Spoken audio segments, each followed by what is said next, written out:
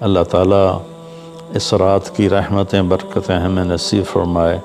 اصل میں اللہ نے بخشش کے بہانے رکھے ہیں، کوئی شرابی ہے، کوئی زانی ہے، کوئی قاتل ہے، کوئی ماں باپ کا نافرمان ہے، کوئی مشرک ہے، کوئی متکبر ہے، کوئی سود خور ہے، کوئی رشوت خور ہے۔ ایک دفعہ آج کہہ دے، کل کی رات ہے کہہ دے گا کہ یا اللہ میری توبہ، تو اللہ کی قسم اگر اس کے گناہ زمین سے لے کر آسمان کی چھت تک بھی ہوں گے نا، تو ایک آدھے بول پر یا اللہ معاف کر، اللہ سارے معاف فرما دے۔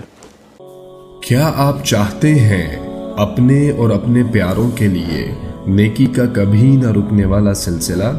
تو مدد کریں بہترین صدقے سے اور دیجئے پانی کا تحفہ ان کو جو اس نعمت سے محروم ہیں۔ اپنے صدقات اور عطیات MTJ فاؤنڈیشن تک پہنچائیں۔ 15 شعبان کے مختلف نام علماء نے رکھے ہیں: شب برات، شب مغفرت، شب رحمت، شب برکت۔ حدیث پاک میں اس کا کوئی نام نہیں ہے۔ حدیث پاک میں ہے لیلۃ نصف من شعبان، 15 شعبان کی رات کو حضرت عائشہ فرماتی ہیں میں اٹھی تو آپ بستر پر نہیں تھے، تو میں ڈھونڈنے نکلی تو آپ جنت البقیع میں پہنچے ہوئے تھے، تو آپ نے دیکھ کر کہا عائشہ تو کیا سمجھتی ہے کہ اللہ اس کا رسول تمہارے ساتھ خیانت کریں گے؟ میں تو بقیع والوں کے لیے آیا تھا دعا کرنے۔ پھر آپ نے فرمایا آج کی رات وہ رات ہے جس میں اللہ تبارک و تعالی بنو کلب ایک قبیلہ ہے جن کے پاس بھیڑ بکریاں بہت زیادہ تھیں، کہا عائشہ جتنی بنو کلب کی بھیڑ بکریوں کے جسم پر بال ہیں ان بالوں کی تعداد کے برابر اللہ تعالیٰ اپنے بندوں کو مغفرت فرماتا ہے، جہنم سے خلاصی فرماتا ہے۔ اس پر شب برات اور شب مغفرت علماء نے اس کا نام رکھا، میرے نبی کی زبان سے یہ نام نہیں نکلا۔ تو اس کی یہ فضیلت ہے کہ اس میں اللہ تعالیٰ کی طرف سے بخشش کا نزول ہوتا ہے۔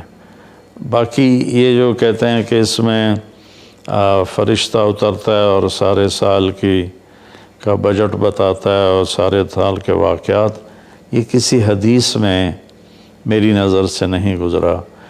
سورہ دخان میں فیہا یفرق کل امر حکیم کا جو آیت آتی ہے تو اس سے پہلے کی آیت شب برات کی نفی کرتی ہے، انا انزلناہ فی لیلۃ مبارکۃ، کہ ہم نے اس سے مبارک رات میں اتارا قرآن پاک۔ تو قرآن پاک تو لیلۃ القدر میں اترا ہے، تو اگر کوئی کسی قسم کے اعلانات ہوتے ہیں تو پھر شب قدر میں ہوتے ہیں، اس رات میں نہیں ہوتے۔ دوسرا یہ ہے کہ اس کے روزے اور بندگی کے بارے میں، شب قدر کی اللہ کے واسطے میری بات دھیان سے سنو، اللہ کی قسم کوئی خاص عبادت میرے نبی نے نہیں بتائی، لیلۃ القدر کی کوئی خاص عبادت میرے نبی نے نہیں فرمائی۔ حضرت عائشہ رضی اللہ عنہ نے پوچھا یا رسول اللہ اگر مجھے لیلۃ القدر نصیب ہو تو میں کیا کروں؟ کہا یہ دعا پڑھو، اللہم انک عفو تحب العفو فاعف عنی، اللہ تو معاف کرنے والا ہے، معافی کو پسند فرماتا ہے، مجھے معاف فرما۔ تو میرے نبی کی عبادت وہی 11 رکعت تہجد کے نوافل تھے، چاہے وہ شب قدر تھی، چاہے وہ شب برات تھی، چاہے وہ شب جمعہ تھی۔ تو اب اس کے نام پر لوگوں نے کیا کیا خرافہ، چونکہ ہم قرآن اور حدیث سے نہیں جڑے، کتابیں لکھی ہوئی ہیں، کس نے لکھی، اس کی سند کیا ہے، اس کی تمیز ہی کوئی نہیں ہے، تو وہ پھر بہت ہی زیادہ 4 رکعت پڑھو، پہلی رکعت میں یہ پڑھو، دوسری میں یہ پڑھو، تیسری میں یہ، چوتھی میں یہ سب بدعات ہیں، ان کا کوئی تعلق نہیں میرے نبی کے کسی بھی فرمان سے۔ میرے نبی نے صرف عبادت کا فرمایا ہے، عبادت، تو شب قدر میں بھی کوئی خاص عمل نہیں۔ اور دوسری بات یہ کہ اگر آپ نے عبادت کرنی ہے تو مسجد نہیں گھر، مسجد نہیں گھر، مسجد نہیں گھر۔ میرے نبی نفلی بندگی گھر میں ادا فرماتے تھے۔ اب شب برات میں صلاۃ تسبیح کی جماعت ہو رہی ہوتی ہے، یہ کتنی بڑی نادانی کی بات ہے۔ نفلوں کی تو جماعت ہی نہیں ہوتی، تو یہ صلاۃ تسبیح کی جماعت کروا رہے ہوتے ہیں۔ تو میرے بھائی بہنوں، اس رات میں کوئی بندگی عبادت مخصوص نہیں۔ ہاں، آپ تہجد کے نوافل پڑھیں، ساری رات پڑھیں، آپ قرآن کی تلاوت کریں، ساری رات کریں، آپ اللہ کا ذکر فرمائیں، ساری رات فرمائیں، آپ دعا مانگیں، چاہے ساری رات مانگیں۔ یہ مخصوص اعمال یہ ہیں: نماز، تلاوت، ذکر اور دعا، اور آنسوؤں کے ساتھ۔ اپنی کھیتی کو پانی نہ لگے تو سوکھ جاتی ہے، ایسے ہی دل میں بھی ایک کھیتی آباد ہے ایمان کی، اسے آنسوؤں کے چند قطرے ہی سمندر کی طرح سیراب کر دیتے ہیں۔ تو آنسوؤں کے ساتھ نہ ہو تو کم از کم رونے والی کیفیت ہو۔ تو یہ تو اتنا سا شب برات ہے۔ روزے کے بارے میں جو ابن ماجہ کی روایت ہے، قوموا لیلہا وصوموا شہرہا، یہ روایت بہت شدید ضعیف ہے، اور علامہ البانی رحمۃ اللہ علیہ نے اس کو موضوع قرار دیا ہے۔ تو اس میں روزہ اس نیت سے رکھنا کہ میرے نبی کی سنت ہے، یہ غلط ہے، اس طرح یہ بدعت بن جائے گا۔ کوئی ویسے نفلی روزہ اس رات میں رکھنا چاہتا ہے مستحب سمجھ کے، نفل سمجھ کے، وہ میرے خیال میں اس میں کوئی قباحت نہیں ہے۔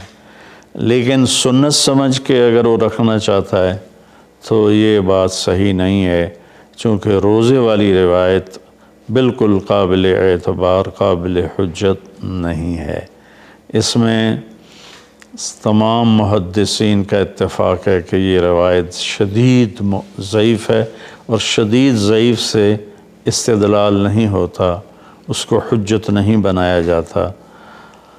کمزور اس کا ضعف اتنا شدید نہ ہو اور کئی حدیثیں جمع ہو جائیں تو پھر اس میں ایک طاقت آ جاتی ہے۔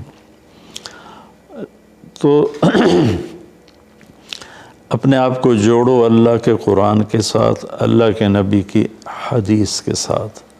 صحیح حدیث آپ کا ماخذ ہوگا تو آپ کو آسانی ہوگی کرنے میں۔ تو اصل میں عبادات میں اعتدال ہے۔ شاید ہی کوئی رات میرے نبی ساری رات جاگے ہوں، شاید، اور شاید ہی کبھی آپ نے مسلسل، اس میں تو میں پورے یقین سے کہہ سکتا ہوں کہ آپ نے زندگی میں ایک دفعہ بھی عشاء کے وضو سے فجر کی نماز نہیں ادا فرمائی۔ بعد میں ایک رہبانیت کا ٹچ آیا کہ بندگی میں بہت زیادہ زیادتی اور اپنے نفس کشی میں راہبوں جیسی تھوڑی تھوڑی جھلک۔ نبی کی زندگی پڑھو، آپ کو پتہ چلے گا زندگی ہے کیا۔ قرآن پڑھو، آپ کو پتہ چلے گا اللہ چاہتا کیا ہے۔ اللہ تعالیٰ اس رات کی رحمتیں برکتیں ہمیں نصیب فرمائے۔ اصل میں اللہ نے بخشش کے بہانے رکھے ہیں۔ کوئی شرابی ہے، کوئی زانی ہے، کوئی قاتل ہے، کوئی ماں باپ کا نافرمان ہے، کوئی مشرک ہے، کوئی متکبر ہے، کوئی سود خور ہے، کوئی رشوت خور ہے۔ ایک دفعہ آج کہہ دے، کل کی رات ہے کہہ دے گا کہ یا اللہ میری توبہ، تو اللہ کی قسم اگر اس کے گناہ زمین سے لے کر آسمان کی چھت تک بھی ہوں گے نا، تو ایک آدھے بول پر یا اللہ معاف کر، اللہ سارے معاف فرما دے۔ سبحان اللہ۔ آگے جملہ بڑا خوبصورت ہے، ولا بالے، اس میں تکبر ہے، ولا بالے، ہمیں کسی چیز کی کوئی پرواہ نہیں۔ تو کسی نافرمان کو حقیر نہ جانو، اور کبھی اپنی نیکی پہ تکبر نہ کرو۔ اور ایک جرم اور بھی ہے جو میں کہتے 30 سال ہو گئے، فرقہ واریت سے توبہ کرو۔ اپنے فرقے پہ جمے رہو، لیکن دوسروں سے نفرت، سلام بھی نہ کرنا، جنازہ بھی نہ پڑھنا، حرم شریف میں جا کر بھی نمازیں نہ پڑھنا۔ اچھا اللہ کے واسطے آج بہت اویئرنیس ہو چکی ہے، تو مہربانی کرو، امت بنو، محبت کرو، ایک دوسرے سے ملو جلو، ہم امت بن کے چلیں۔ اختلاف رائے کے فیصلے آخرت میں ہو جائیں گے۔ قل کل یعمل علی شاکلتہ فربکم اعلم بمن هو اہدی سبیلا۔ ایسی اس میں جو دیگیں چڑھائی جاتی ہیں، خیرات کی جاتی ہے، یہ بھی بدعت سنت سمجھ کے کوئی کرے گا تو بدعت ہے، ویسے فی سبیل اللہ کوئی دیکھ کرنا چاہتا ہے تو ٹھیک ہے۔ اللہ تعالی ہمیں عمل کی توفیق بخشے۔ کیا آپ چاہتے ہیں اپنے اور اپنے پیاروں کے لیے نیکی کا کبھی نہ رکنے والا سلسلہ؟ تو مدد کریں بہترین صدقے سے اور دیجئے پانی کا تحفہ ان کو جو اس نعمت سے محروم ہیں۔ اپنے صدقات اور عطیات MTJ فاؤنڈیشن تک پہنچائیں۔